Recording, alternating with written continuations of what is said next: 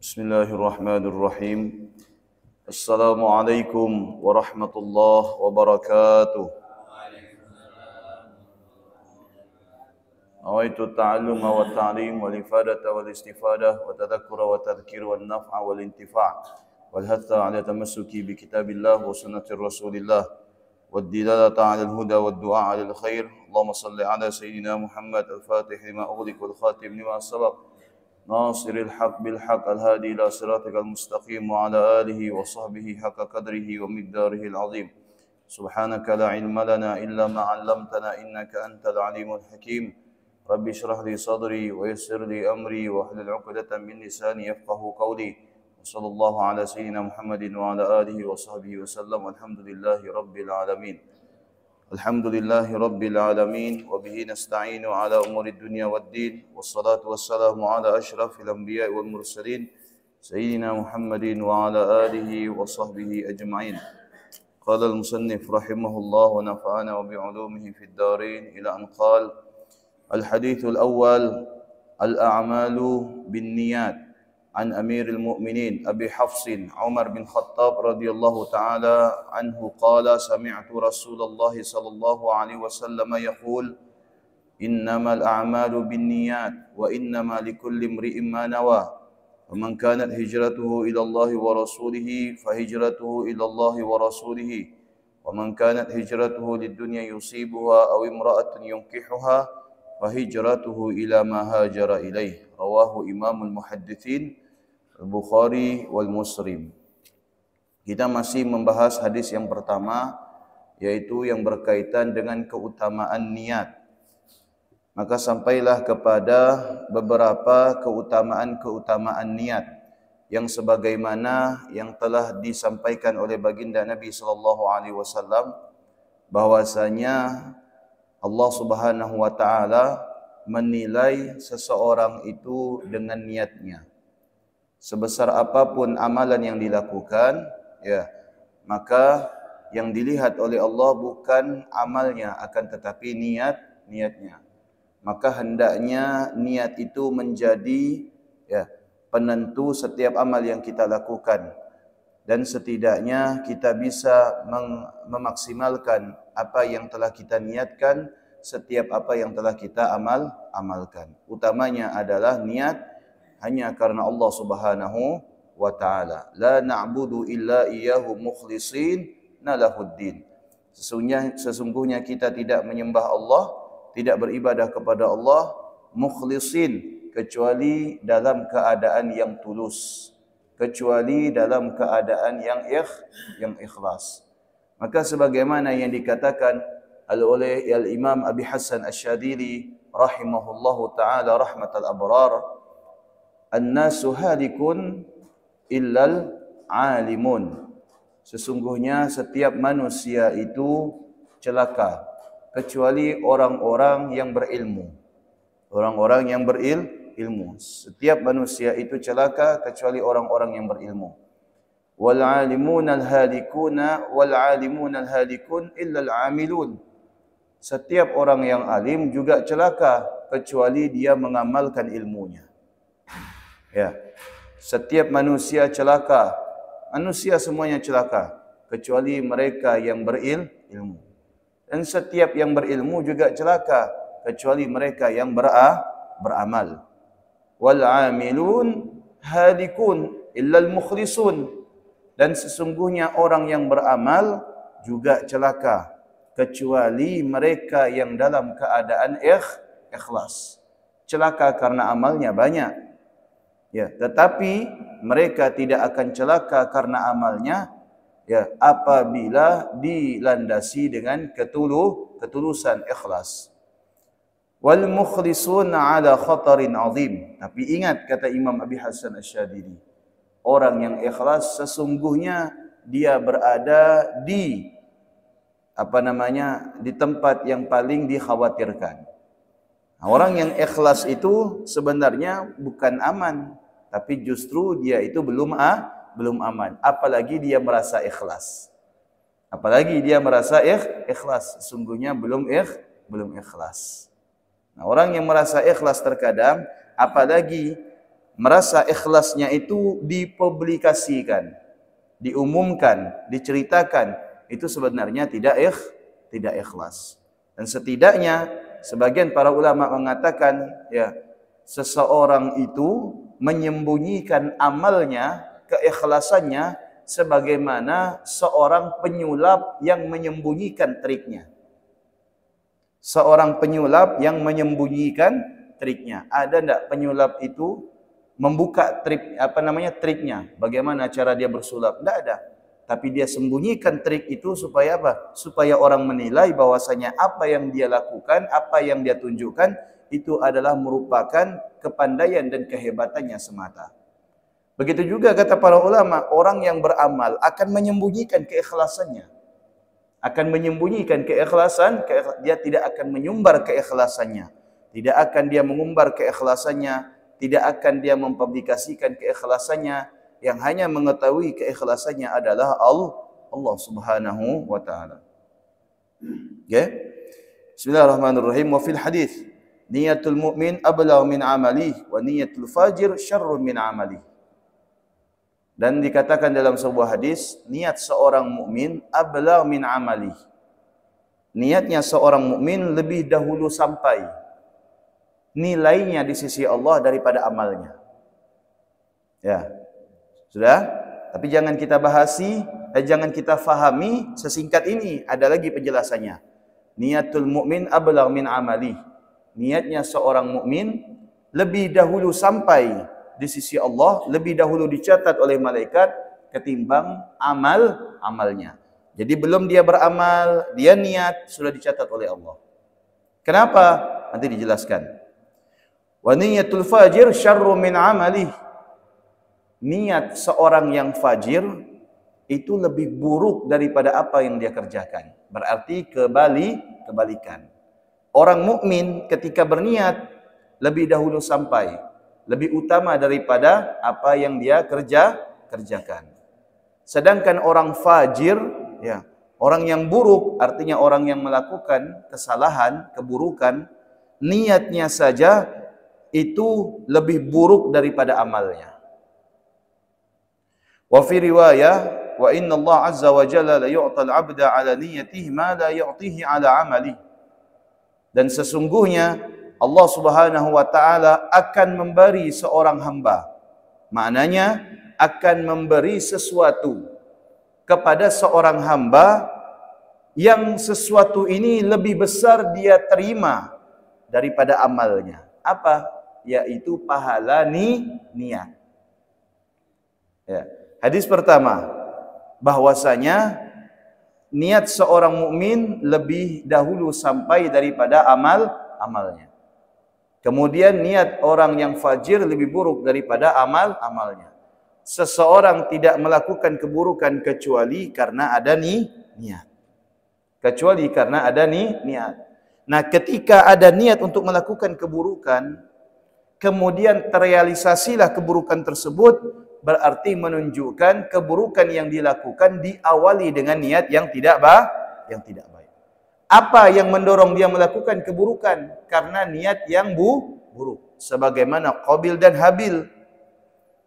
Ketika Qabil lamarannya tidak diterima, kurbannya tidak diterima, sementara Habil keinginan lamarannya, kurbannya diterima oleh Allah, maka apa yang dikatakan oleh Qabil? Qala la aqtulannak. Bagaimana yang dikatakan oleh Allah di dalam Al-Quran? A'udzubillahi minasyaitonir rajim. Watlu 'alaihim naba abnai adama bil haqq innahum qarraba qurbanan fatuqabbala min ahadihima wa lam yutaqabbal min al-akhar. Qala la aqtulannak. Qala la aqtulannak. Qala innama yataqabbalu Allah minal muttaqin. Ketika si Qabil dan si Habil ini mempersembahkan kurbannya, maka yang diterima kurbannya siapa? Si Habil. Sementara si Qabil tidak diterima kurbannya oleh Allah. Ketika si Qabil mengetahui keinginannya atau kurbannya itu tidak diterima oleh Allah, apa yang dikatakan oleh Qabil kepada Habil? Qala la aqtulannak. Saya akan membunuhmu wahai Habil. Apakah si Qabil langsung membunuh? Tidak. Tapi ada niat. Langsung dibunuh oleh Qabil? Tidak.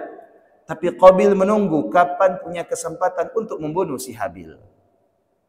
Begitu si Habil ini lepas daripada Nabi Allah Adam, dilihatnya si Habil tengah sendiri, maka Qabil kemudian melancarkan niatnya. Memuluskan niatnya, mewujudkan keinginannya untuk membunuh si Habil agar dia mendapatkan apa yang dia inginkan. Sebab apa? Sebab niat. Nah, kemudian apa yang menjadikan niat ini adalah faktor utama daripada amal? Li'anna niyah la riya'a fiha. Karena niat ini tidak mengandung riya, Pak. Niat ini tidak mengandung riya. Kenapa? Karena niat ini di dalam hati. Tidak bisa kita nampakkan niat kita ini kepada orang. Tidak bisa. Wal amalu yukhalituhur riya. Justru sebaliknya, amal yang berisiko disusupi oleh riya. Orang ketika niat riya jarang, tapi ketika beramal itu riya, itu memiliki resiko yang sangat besar. Ya. Ketika dia niat misalkan saya niat mau nyumbang masjid. Ya, mau nyumbang masjid. Diumumkan depan orang, bapak-bapak, ibu-ibu, dengarkan, saksikan. Saya punya niat nak nyumbang masjid. Ya, kata orang cuma niat, ya kami pun bisa. Saya niat untuk nyumbang masjid. Berapa kata ketuanya? 100 juta. Kapan? Saya niat dulu, Pak. Oh, ada duitnya insya-Allah. Kata ibu-ibu, niat kami pun bisa, Pak. Bukankan 1 juta, 1 M pun bisa saya. Cuma niat. Yang rentan, yang rawan ini adalah amal.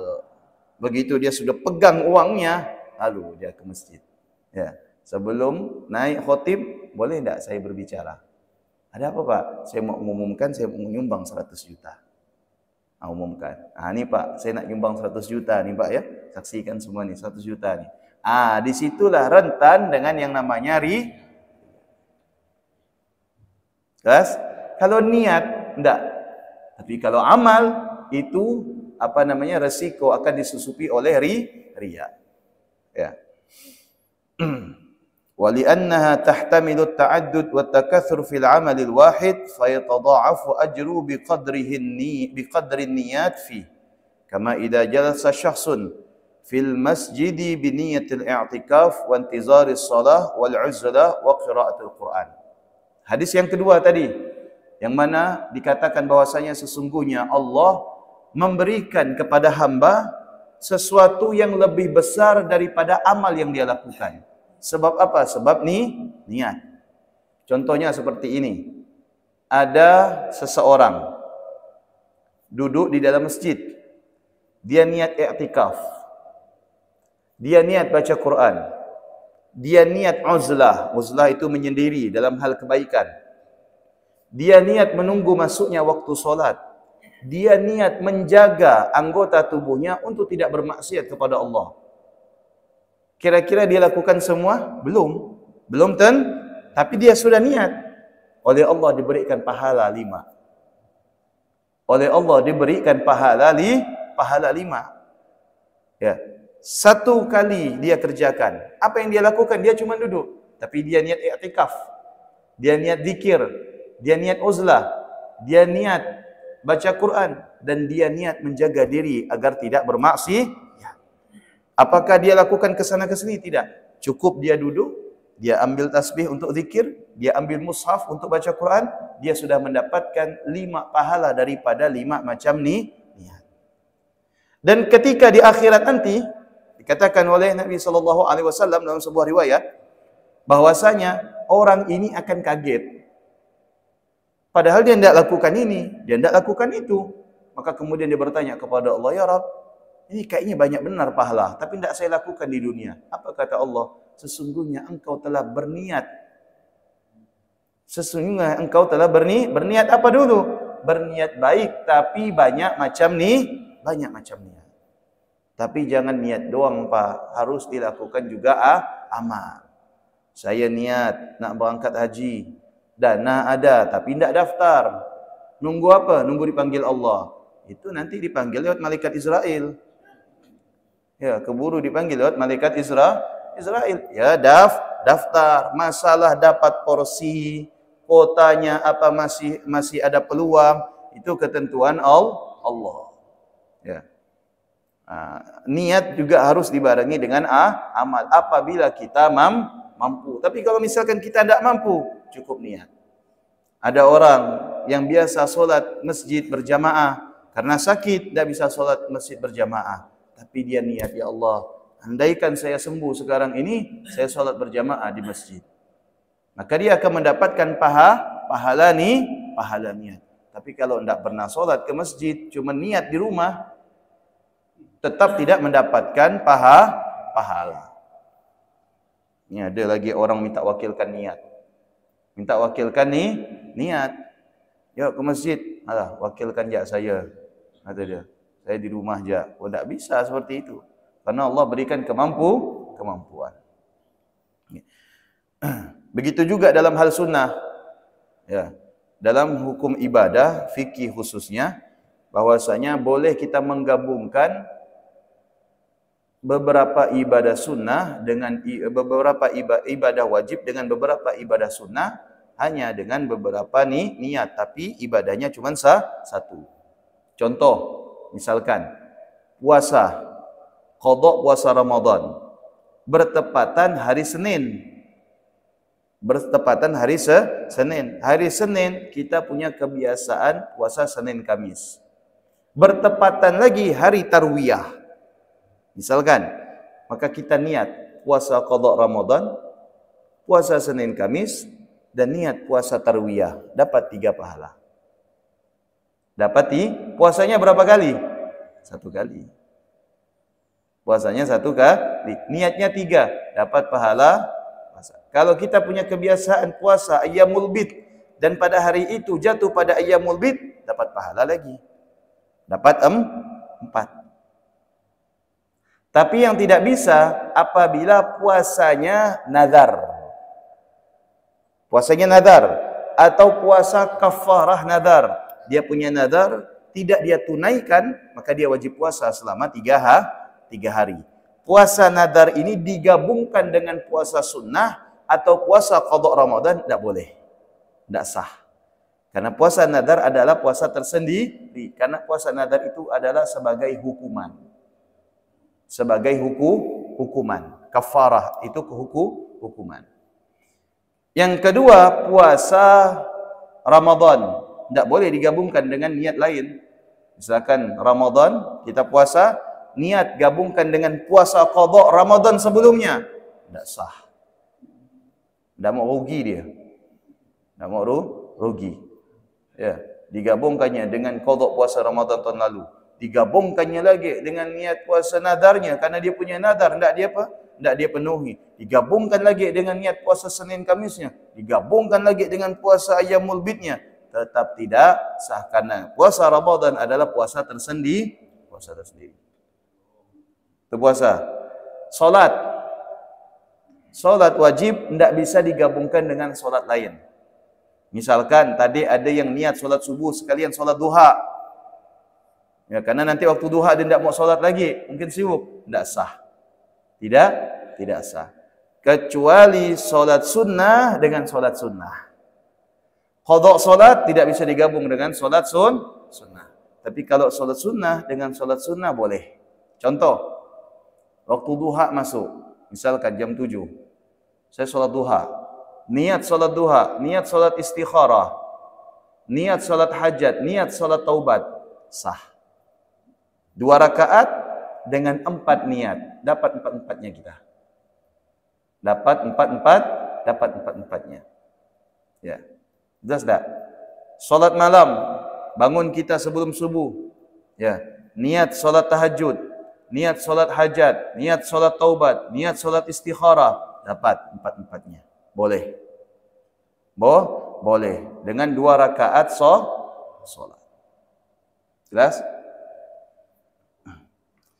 فحكى أن جماعة دخلوا على بعض الصوفية يعوده في مرضه فقال لهم انووا بنا حجا انووا بنا كذا وعدد لهم أنواعا من البر فقالوا له كيف وأنت على هذه الحالة فقال إن عشنا وفينا وإن متنا حصل لنا أجر النية. Ada beberapa rombongan menjenguk seorang alim yang lagi sakit. Ketika dijenguk, orang alim ini bilang kepada orang yang banyak ini, ya, kepada orang yang menjenguknya, dia bilang apa? Tolong, ya, tolong, ya, niatkan supaya saya bisa masuk dalam rombongan kalian. Supaya saya bisa masuk dalam rombongan kalian. Karena rombongan ini ingin melaksanakan haji.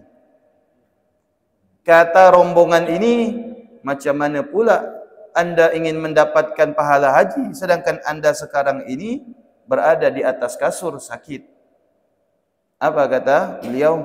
Sesungguhnya saya akan mendapatkan pahala tersebut apabila saya diberikan oleh Allah Subhanahu wa taala kemampuan niat tapi belum bisa kemampuan beramal atau melakukannya.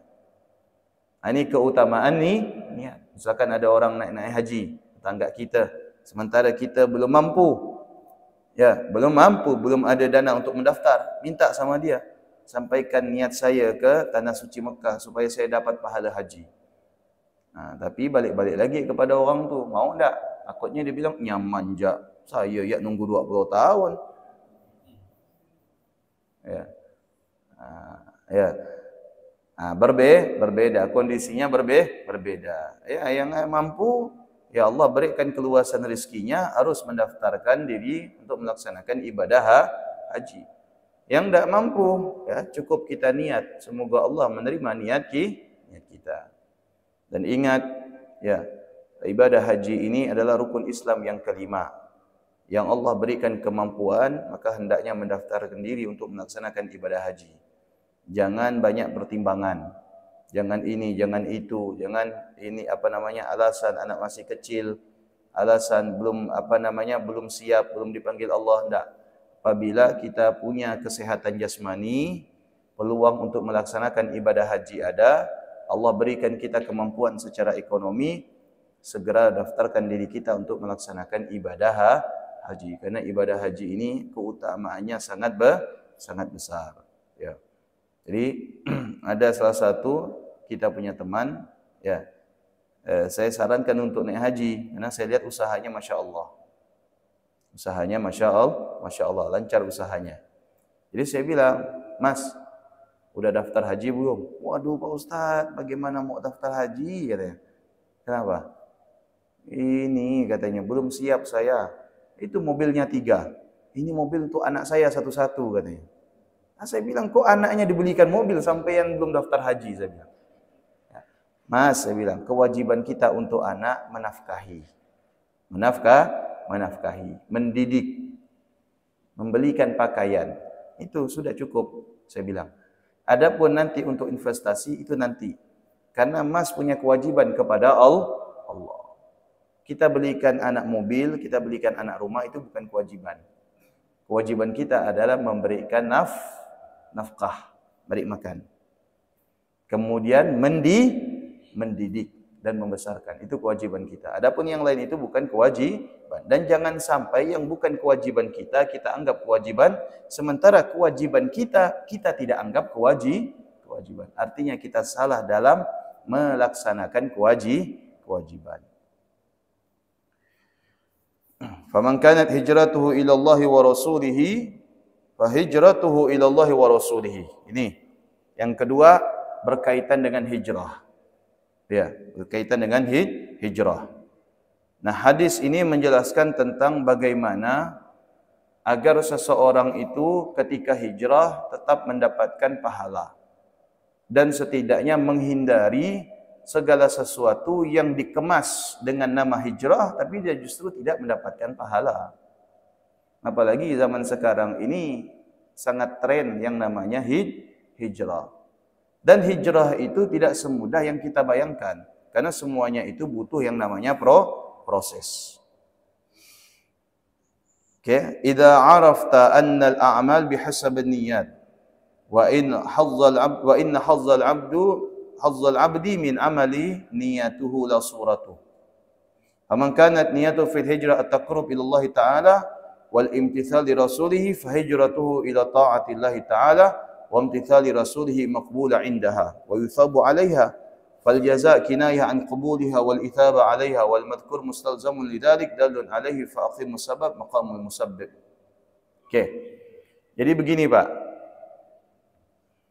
Hijrah itu harus benar-benar tulus karena Allah dan Rasulnya. Jadi seseorang yang akan hijrah ini maksudnya apa sih? Hijrah ini maknanya adalah mufaraqatu darul kufri ila daris salam. Perpindahan dari suatu keadaan ke keadaan yang lebih baik. Perpindahan. Nah, dalam rangka perpindahan ini tentu diawali dengan niat. Apabila niat ini betul karena Allah dan Rasulnya, dapatlah kita pahala. Karena tujuan kita ini baik. Tapi walaupun misalkan kita hijrah ingin baik, tapi niatnya salah, oleh Allah tidak diberikan pahala. Maka dikatakan di sini bahwasanya barang siapa yang hijrahnya karena tujuan seorang wanita yang ingin dia nikahi, maka dia tidak akan mendapatkan apa-apa kecuali hanya mendapatkan wanita tersebut. Barang siapa yang tujuan hijrahnya karena dunia, ingin mendapatkan dunia, maka sekalipun kedoknya syariah di sisi Allah, dia tidak akan mendapatkan pahala kecuali dia hanya mendapatkan dunia. Nah, di sini Rasulullah mengajarkan kepada kita hijrah itu bukan proses yang sangat mudah. Bukan sebagaimana mencurahkan air ke dalam gelas. Bukan sebagaimana membalikkan telapak tangan. Banyak sekarang orang boro-boro hijrah tapi tidak mempersiapkan segala sesuatu. Dan hijrah itu tidak identik dengan keberhasilan. Karena Nabi pernah mengalami gagalnya hijrah. Ingat, Nabi pernah mengalami gagalnya hijrah. Bagaimana ceritanya? Ketika Nabi SAW mengutus sahabat untuk hijrah ke Habasyah. Tahu Habasyah? Ethiopia. Daerah orang kulit hitam yang sekarang ini semoga Allah Subhanahu wa taala mengangkat derajat mereka. Krisis air. Itu yang kurus, perutnya besar itu. Apa namanya itu? Busung lapar. Busung lapar. Enggak ada pula busung kenyang ya. Ya, busung lapar. Itu kasihan. Ya, negeri Habasyah, tempat lahirnya Sayyidina Bilal ibn Rabah. Ya. Itu Rasulullah mengutus sahabat ini hijrah ke Habasyah. Ini sebagian kata sahabat, grupnya ini grup A, coba intinya hijrah ke Habasyah. Apa buat wahai Nabi? Minta perlindungan ke Raja Habasyah. Karena pada saat itu Raja Habasyah terkenal dengan keadilan. Masih memegang agama Samawi. Kalau kita lihat di film Ar-Risalah, itu ketika sahabat datang, pergi ke pemimpin Raja Habasyah, ya, namanya Najasyi. Negerinya Habasyah, nama rajanya Najasyi. Itu ketika Raja Najasyi ini mendengar apa yang disampaikan oleh sahabat Nabi tentang Nabi Allah Isa alaihissalatu wassalam di surah Maryam, itu dia nangis. Dia nangis. Kata Raja Habasyah, ketika engkau masuk di sini, maka saya jamin keselamatan. Saya jamin keselamatan. Nah, ketika akan hijrah ke negeri Habasyah, ya, begitu sampai di negeri Habasyah, ternyata orang-orang kafir ini ngutus orang supaya mencegat rombongan sahabat Nabi agar tidak masuk ke negeri Habasyah. Ini utusan orang-orang kafir ini bilang apa? Wahai golongannya Muhammad, silakan engkau kembali ke kota Mekah. Karena sesungguhnya penduduk Mekah sekarang ini sudah beriman kepada Nabi. Tidak usah lagi kalian ngungsi. Ya. Apa benar? Benar. Sudah beriman? Iya, sudah beriman. kan kalian ini mengungsi sebab mereka tidak beriman kan? Ya. Sekarang mereka sudah beriman, ngapain lagi kalian mengungsi? Baiklah, pulang dia. Begitu pulang, sampai di pintu kota Mekah mereka dilempar. Ternyata dijebak. Apa yang mereka dapati? Ternyata tidak beriman. Sebagian penduduk kota Mekah tidak beriman. Yang beriman kepada Nabi, angkanya masih tetap. Nah, ini menunjukkan bahwasanya hijrahnya sahabat Nabi gagal. Gagal tidak ini? Gagal. Hijrah Nabi SAW ke kota Taif. Nabi sebelum hijrah ke kota Yastrib, Madinah, hijrah dulu ke kota Taif. Hijrah Nabi ke kota Taif. Begitu sampai di kota Taif, apa yang dirasakan oleh Nabi? Ya, baru Nabi masuk gang, ternyata dari belakang ada bogem mentah yang diterima oleh Nabi. Tersungkur Nabi. Begitu Nabi tersungkur, berdiri Nabi, datang lagi pukulan dari satu arah, jatuh lagi Nabi. Ada yang menolak Nabi, jatuh lagi Nabi. Nabi kira penduduk kota Taif ini akan melindungi Nabi, ternyata justru sebaliknya. Ya, hampir saja kota Taif itu akan ditenggelamkan oleh Allah. Tapi apa kata Nabi SAW? La'alla yakhruju min sulbihi man amana billah. Ketika malaikat melihat Nabi sudah berdarah-darah, Nabi bersandar di pohon, ya, itu malaikat turun, izin. Wahai Nabi, izinkan saya untuk membalikkan tanah kota Taif ini, agar mereka tahu bahwasanya menyakiti utusan Allah itu adalah perbuatan yang sangat keji. Apa kata Nabi? Kallala, tidak. La'alla yakhruju min sulbihi man amana billah. Bisa jadi nanti akan keluar anak keturunannya, mereka yang beriman kepada Allah. Sallallahu alaihi Nabi Muhammad. Bagaimana rahmatnya Nabi SAW kepada penduduk kota Taif dan rahmatnya Nabi kepada umum manusia. Gagal Nabi, balik Nabi ke kota Mekah. Hijrahnya Nabi SAW itu beberapa kali gagal. Dan hijrahnya para sahabat juga gagal. Jadi kalau misalkan kita ingin hijrah langsung berhasil, itu jauh.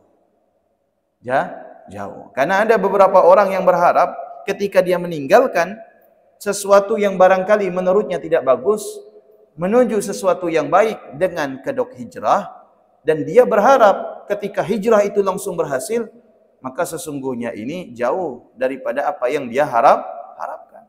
Tidak langsung berhasil, karena yang namanya hidup ini penuh dengan ujian. Saya ninggalkan pekerjaan ini, Pak Ustaz. Ya bagus. Saya berubah. Saya ingin kerja ini saja.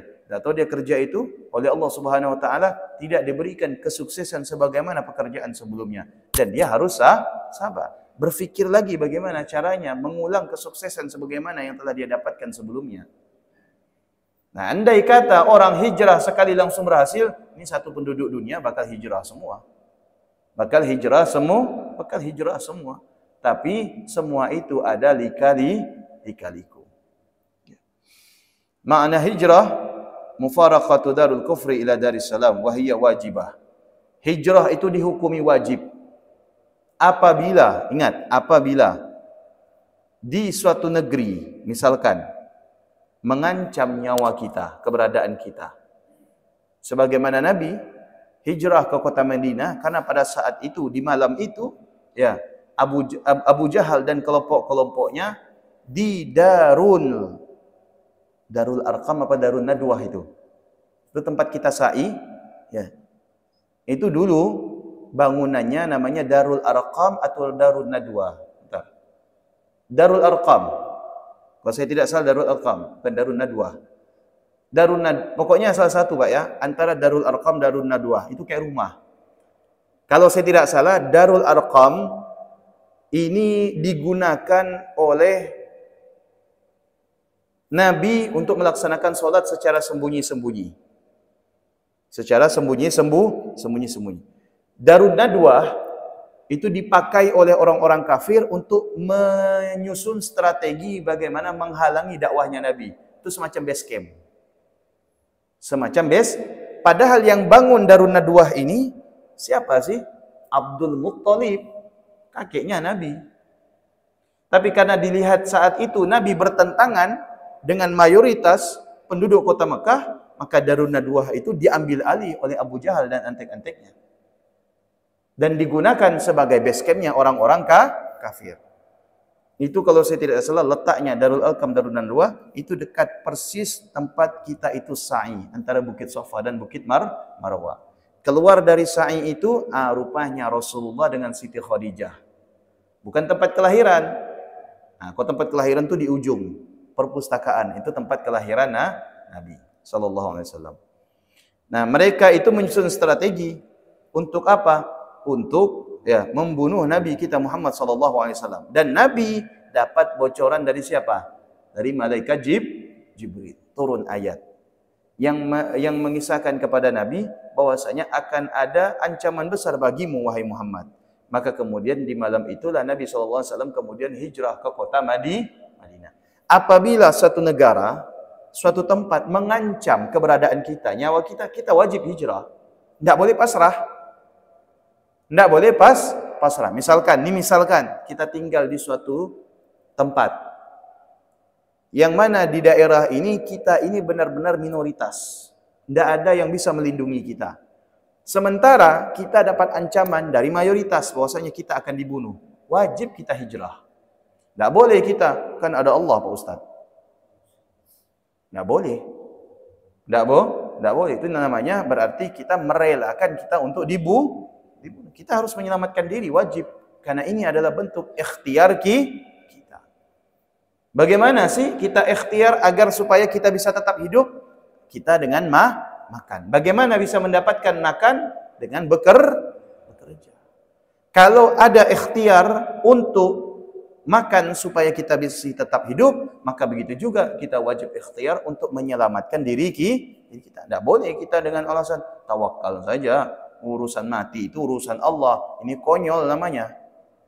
Konyol. Yang dicontohkan oleh Nabi ini adalah bentuk hijrah yang sangat sempurna.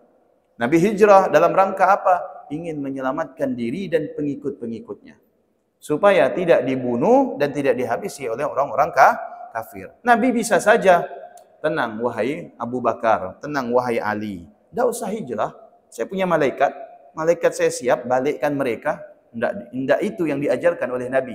Tapi Nabi mengajarkan bagaimana geraknya itu supaya menjadi teladan bagi umatnya. Dengan apa Nabi SAW hijrah?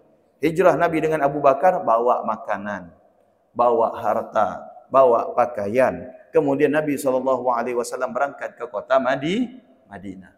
Ini ada orang berangkat, tak mau bawa baju, tak mau bawa makanan. Apa dia bilang? Tenang, tawakal sama Allah Subhanahu Wa Taala. Tidak seperti itu.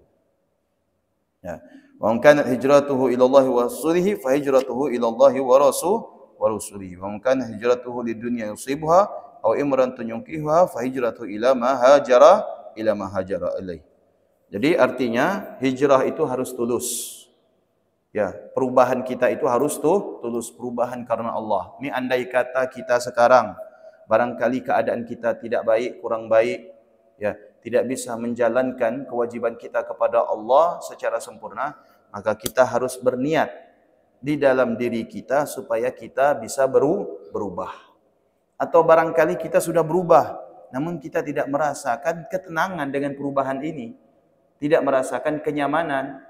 Ya, sementara kita sudah menjalankan ketaatan kewajiban, maka dilihat barangkali kita berangkat dengan niat yang kurang baik. Perbaiki niat. Karena ketika memperbaiki niat, maka Allah Subhanahu wa taala akan membukakan jalan yang mudah. Idza sadaqal azmu wadhahas sabil. Apabila keinginan, tujuan ini sudah jelas, baik, tulus, ikhlas, maka Allah Subhanahu wa taala akan memudahkan jalan bagi kita. Mudah-mudahan bermanfaat. Ada yang mau ditanyakan?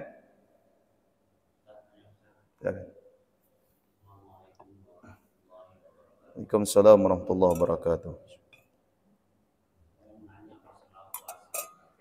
Ya.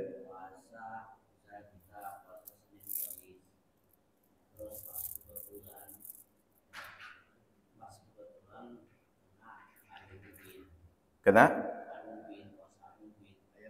Ayyamul bid. Ya.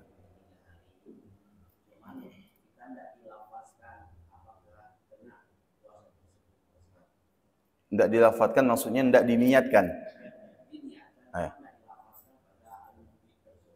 Oh, oke. Oke. Sudah. Assalamualaikum warahmatullahi wabarakatuh. Oke. Melafadzkan niat ini hukumnya sunnah. Melafadzkan niat hukumnya sunnah. Yang wajib itu adalah niat. Dan niat itu tempatnya di dalam hati. Melafadzkan niat itu hukumnya sunnah, sedangkan berniat itu hukumnya wajib. Kalau misalkan kita tidak melafadzkan, tapi kita sudah niat, maka terhitung niat. Tapi kalau misalkan kita tidak berniat, hanya melafadzkan, maka tidak terhitung niat. Untuk sempurnanya, ya melafadzkan terlebih dahulu, baru kemudian diikuti dengan niat. Agar apa yang dilafadzkan sesuai dengan apa yang diniatkan. Sama-sama. Ya, Waalaikumsalam warahmatullahi wabarakatuh. Ya.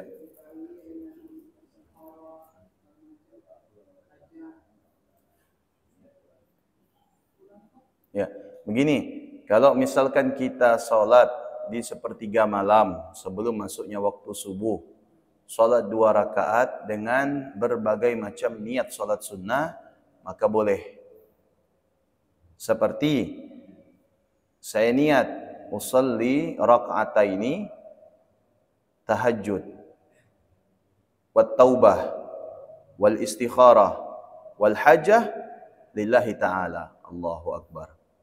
Saya niat solat 2 rakaat, solat tahajud, solat taubat, solat hajat, solat istikharah karena Allah Ta'ala. Allahu Akbar.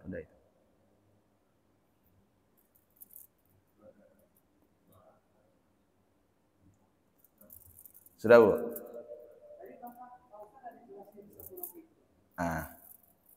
Solat duha. Di waktu duha tapi ada solat sunnah mutlak. Solat sunnah mutlak ini solat sunnah yang berkaitan dengan waktu. Tidak bisa dilakukan di waktu lain seperti duha. Duha hanya di waktu duha. Tidak bisa kita niatkan solat duha tengah malam. Atau solat witir. Solat witir di waktu malam. Tidak bisa kita laksanakan witir itu di waktu duha. Tapi ada solat yang tidak berkaitan dengan waktu. Seperti apa? Solat sunnah wudu. Solat sunnah tahiyatul masjid. Solat sunnah hajat. Solat sunnah taubat. Solat sunnah istikharah.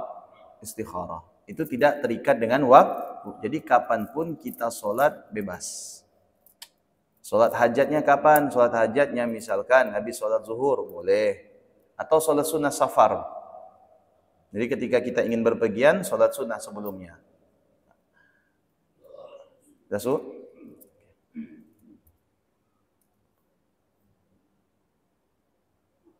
Sama-sama. Ada lagi?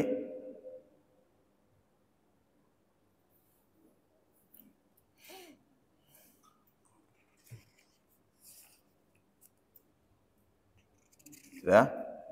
Oke. Hadis ini diriwayatkan oleh Imam Bukhari dan Imam Muslim. Imam Bukhari dan Imam Muslim adalah merupakan dua imam hadis yang besar. Maknanya kebesaran di sini adalah kemuliaannya. Dan Imam Bukhari ini adalah lahirnya di Samarkand, yaitu daerah Uzbekistan. Dan seorang imam yang mulia yang menghabiskan semua hartanya hanya untuk mengumpulkan hadis Nabi Muhammad sallallahu alaihi wasallam. Maka Imam Bukhari ini secara nasab ya kelahiran dia itu Uzbekistan. Tetapi Imam Bukhari ini kalau secara nama kita melihat ya Abu Abdullah Muhammad bin Ismail bin Mughirah bin Ibrahim bin Mughirah Al-Ju'fi Al-Bukhari. Al-Ju'fi ya nisbatuhu ilal Yaman. Kenapa Imam Bukhari ini ada dua? Al-Ju'fi juga Al-Bukhari. Al-Bukhari kita tahu suatu daerah di negara Uzbekistan, Sedangkan Al-Ju'fi ini adalah nisbatnya kepada salah satu suku di negeri Yaman. Konon, wa innama nusiba ilaihi lamma lahu alaihi min wala'il Islam bisababin anna jadduhu al-Mughirah aslam ala yadayhi. Nah, ceritanya begini. Imam Bukhari ini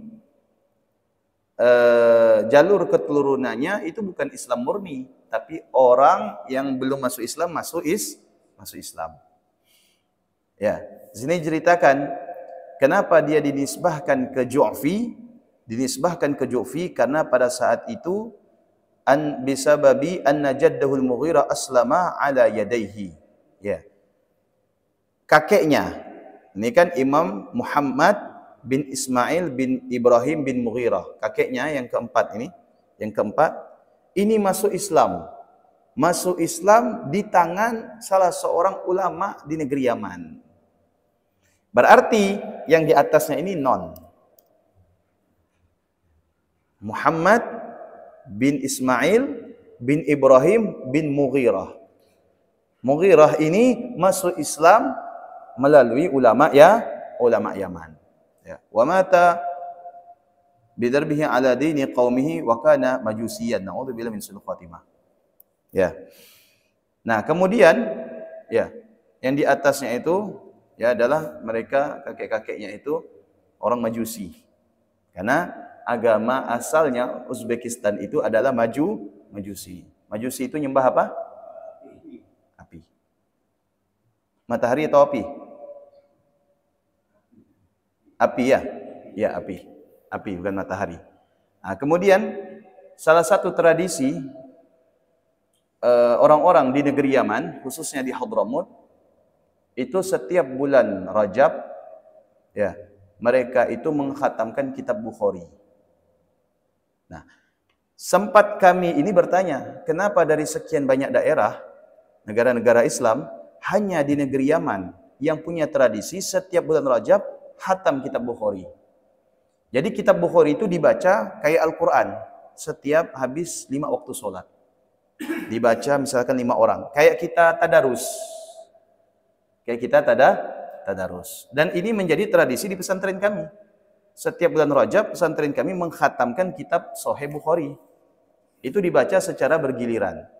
Haddatsana fulan bin fulan, haddatsana fulan bin fulan, qala Nabi sallallahu alaihi wasallam innamal a'malu binniyat wa innamal likulli imri'in ma nawa. Dibaca terus.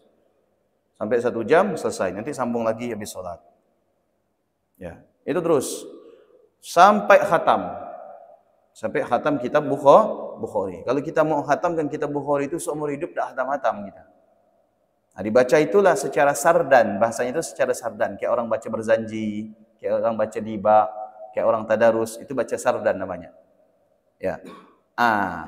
Ketika kita mengetahui, oh pantas, kenapa penduduk Yaman ini mengkhatamkan kitab Bukhari di bulan Rajab, khususnya karena Imam Bukhari secara jalur nasab, ya, beliau ini punya hutang jasa kepada salah satu ulama ya Yaman yang menyebabkan buyutnya itu masuk Islam.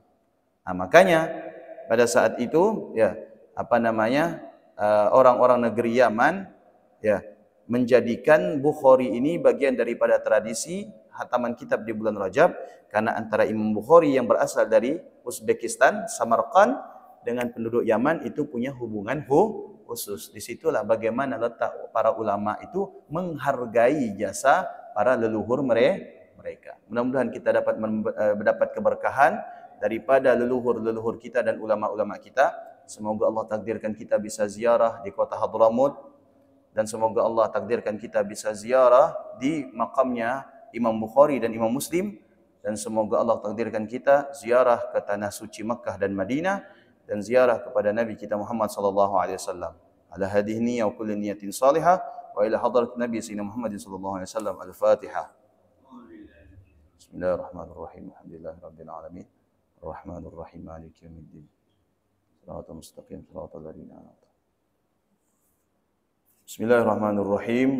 Subhanakallahumma wa bihamdika asyhadu an la ilaha illa anta astaghfiruka wa atubu ilaik. Assalamualaikum warahmatullahi wabarakatuh.